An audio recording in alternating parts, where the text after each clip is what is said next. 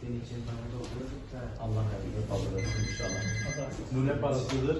Kendi kumbaranız mı yoksa harçlıklarınızı mı biriktirdiniz? Yani sınıfları gezerek topladım. Kendiniz kendi çabanız. Allah hayırlı kabul etsin. Allah'ın hayırlı kabul etsin.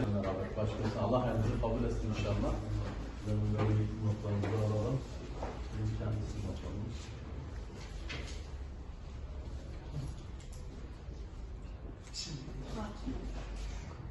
Gazze için değil mi? Evet.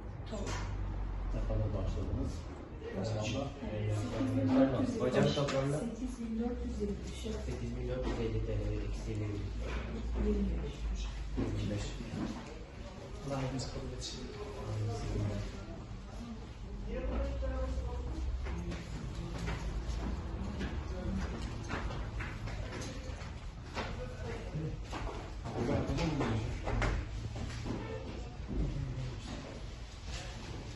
Allah hayırlı kabul etsin. Çok çok teşekkür ediyoruz. Yani Allah razı olsun. Allah hayırlı kabul etsin. Allah razı olsun. Sağ olun.